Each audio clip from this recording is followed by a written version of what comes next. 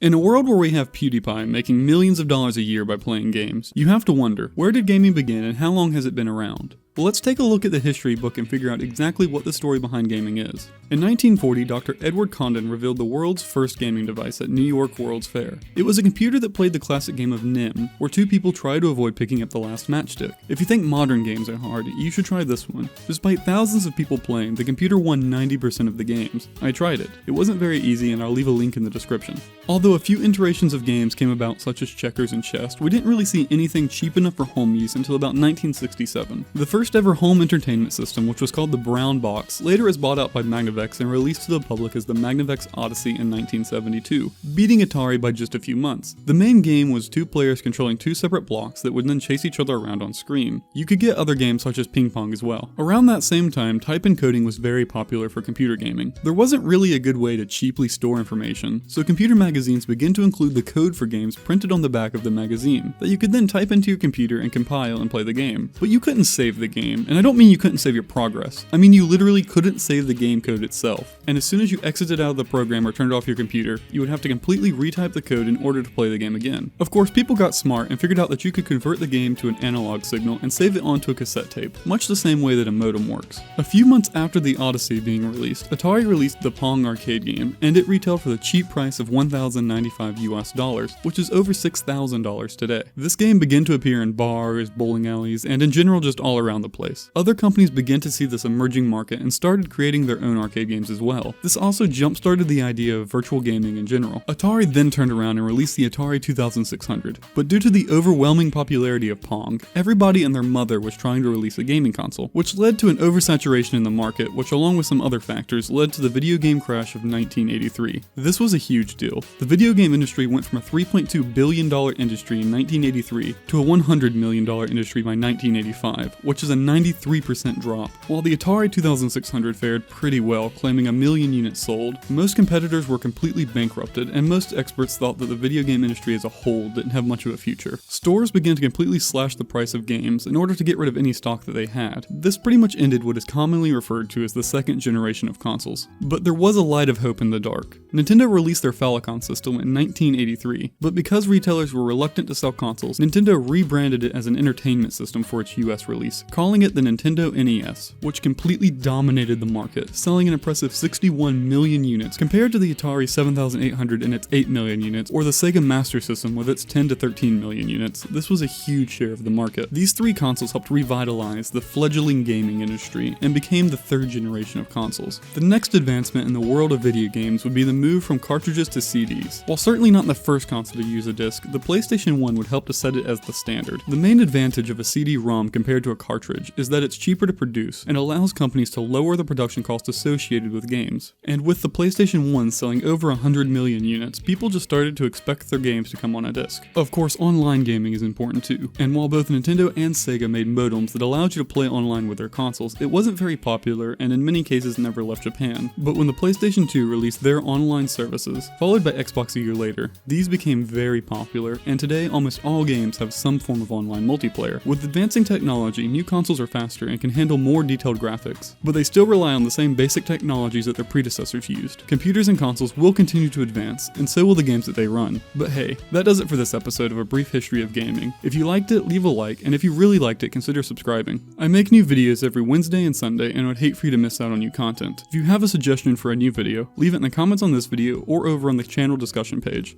And as always, please enjoy the rest of your internet going experience.